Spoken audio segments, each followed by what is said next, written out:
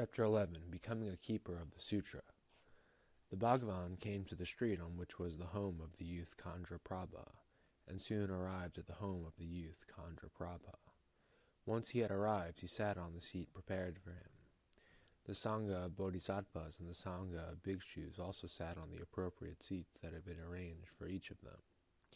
Then the youth Kandraprabha, knowing that the Bhagavan, the Sangha of Bodhisattvas, and the Sangha of Bhikshus were seated, himself presented and served a series of great offerings, numerous excellent foods, with hundreds of flavors to savor as they chewed, licked, sucked, and drank. When he saw that the Bhagavan had concluded his meal, which was signaled by his setting down his alms bowl, he offered for the Bhagavan's body 2 lengths of cloth, of the value of 1,000,000,000,000 silver coins, and also to each of the bodhisattvas, and he offered 3 dharma robes to each one in the Sangha of Bhikshus. Then the youth Kandraprabha arose from his seat, removed his robe from one shoulder, and, casting toward the Bhagavan a divine coral tree flower, he made offerings and uttered praises. Then, his palms placed together, he bowed toward the Bhagavan and praised him with these appropriate verses.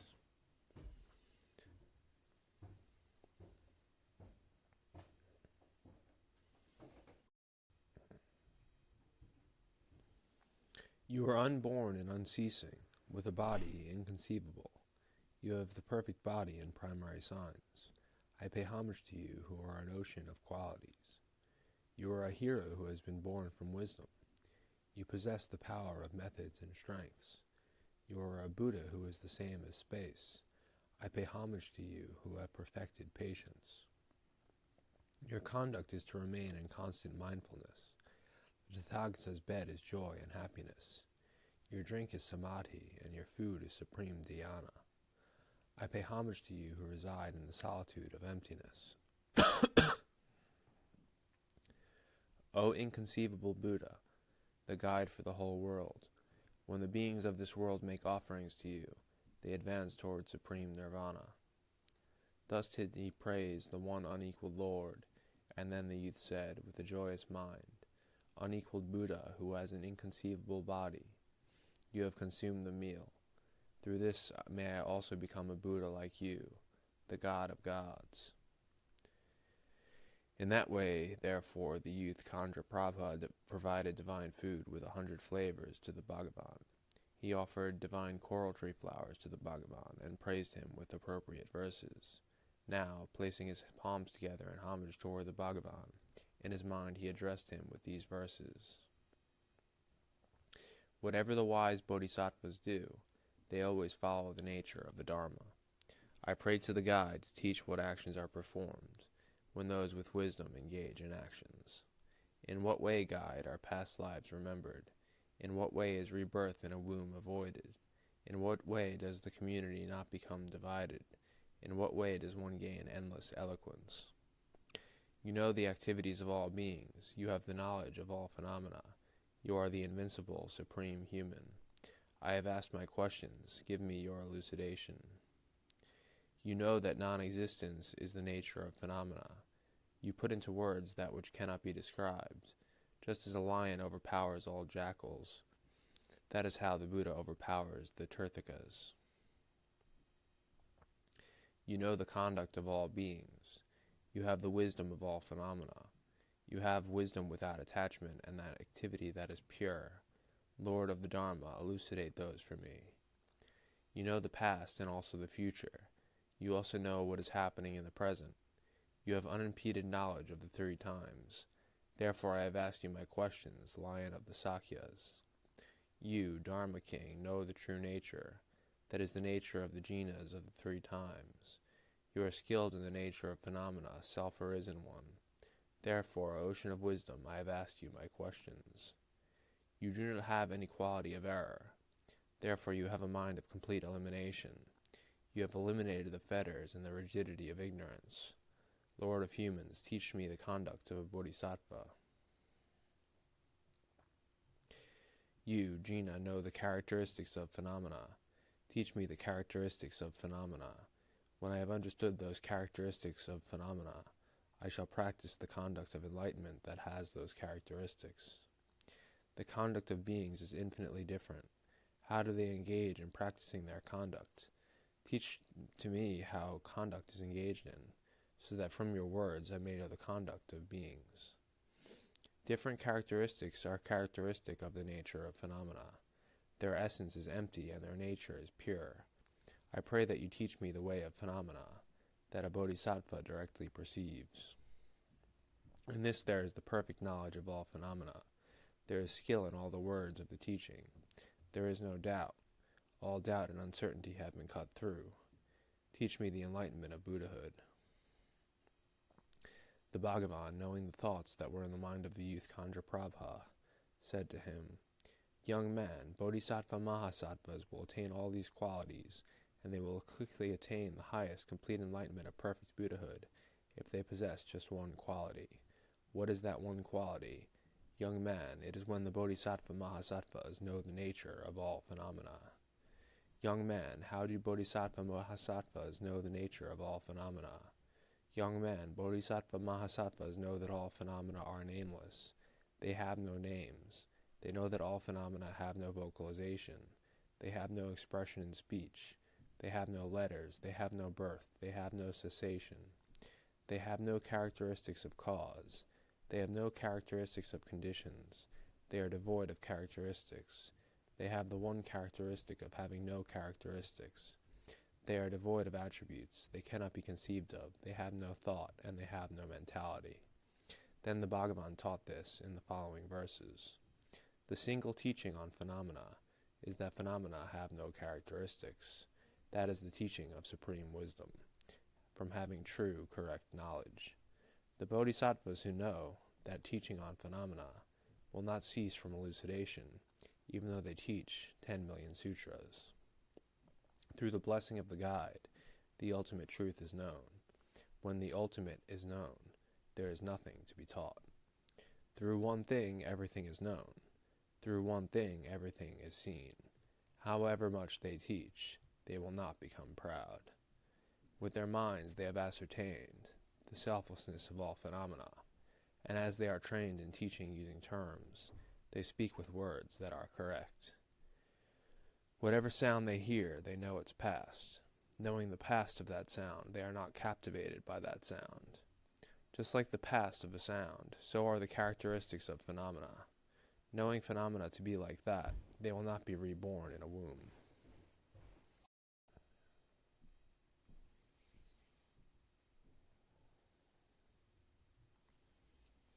They know that all phenomena are unborn, and that they have no origin. Knowing this teaching on birth, they will always remember their previous lives. When they remember those lives, they perform their actions for those who perform those actions. Their community of followers remains united. The bodhisattvas who know the emptiness of phenomena will never be without that knowledge. It is the summit of nothingness. When the foolish think about the summit of nothingness, they continue in samsara for millions of aeons. If they are able to understand it, just as the guide knows it, then they will have no suffering, and they will not go to the lower realms. All ordinary individuals are ignorant of this nature. They reject this kind of dharma that brings the sensation of suffering. Phenomena are perceived when no phenomena can be found. Recognize that perception when that perception occurs. The foolish conceptualize through consciousness and perception. The wise do not become ignorant in conceiving of phenomena. The unpolluted phenomena of emptiness are within the field of experience of the bodhisattvas. This level of those who are wise is not within the field of experience of the foolish. This level of the bodhisattvas is that of bodhisattva practice. It is the adornment of the Buddha's dharma. It is the peace and emptiness that has been taught. When the bodhisattvas eliminate their propensities, they remain in the family of the Buddhas and are not captured by form. All phenomena are without location. They have no location that can be known. For the one who knows this about their location, enlightenment is not difficult to attain. Generosity, conduct, learning, and patience, and relying upon a good friend. Those who know these activities will quickly attain enlightenment. Devas, Nagas, Yakshas, and Asuras, Maharajas, and Gandharvas will always honor them. All the kings of the Garudas, Kinnaras, and Rakshasas will make offerings to them. Millions of Buddhas will recite their praises, continuously for millions of aeons. It is not possible to reach the end of such praise for one who teaches this Dharma. The Bodhisattvas who know emptiness benefit many millions of beings.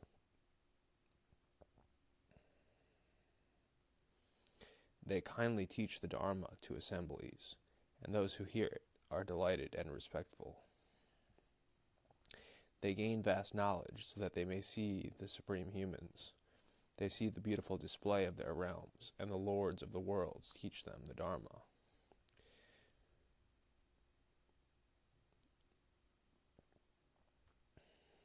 Know that all phenomena are like illusions. Know that just as space is naturally empty, phenomena are also naturally like that. In that way, there will be no attachment in any kind of activity. With unimpeded wisdom, benefiting others, performing supreme bodhisattva conduct in the world. With wisdom examining all phenomena, they send emanations to other realms. Those emanations accomplish Buddha activities. They go naturally, just as is their nature.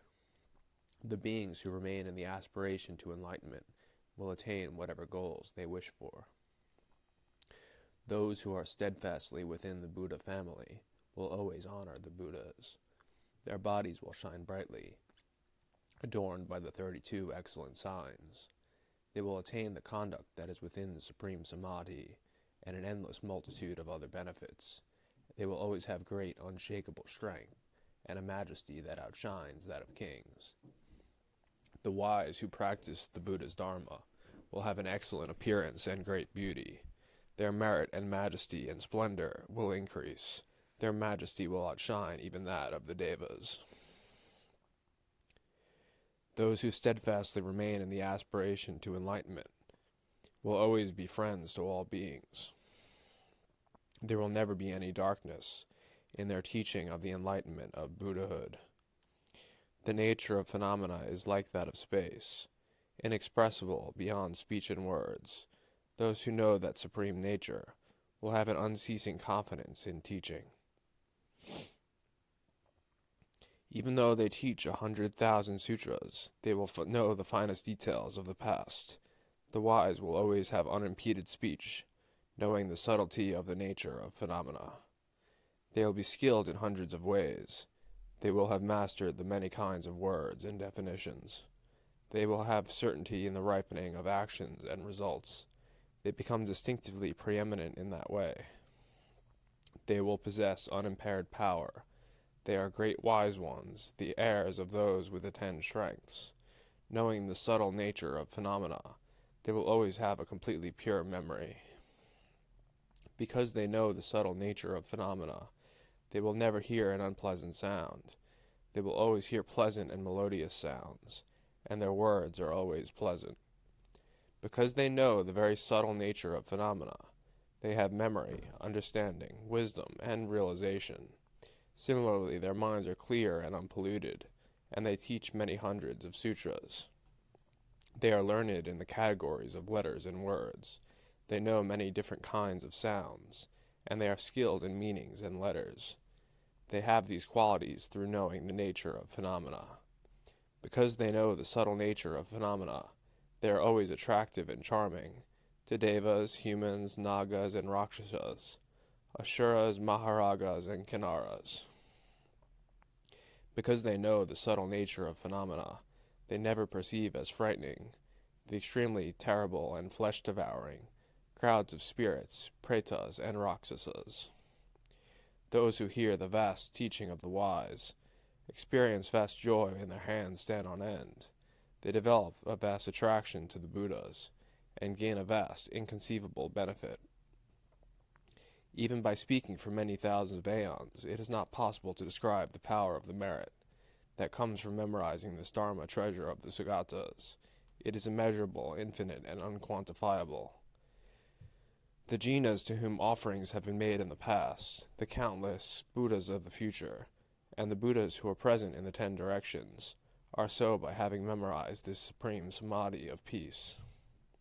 If a person who wishes for merit, with immeasurable affection for them, serves compassionate ones with the 10 strengths, for countless endless millions of aeons, and if a second person who wishes for merit, memorizes during future times one verse from this way of ultimate truth, then the previous person's merit will not even be a fraction of that. This will be the supreme offering to the Buddhas. During the future dreadful times, hearing one of these 4-line verses and memorizing it will be an offering to all the Buddhas. They will always obtain the best provisions. They will always eat the best alms of the land, and the best senior heirs of the one with the 10 strengths will for a long time make offerings to many jinas. They will also see myself here on Vulture Peak Mountain, and I, in Buddha wisdom, will thus prophesy to them.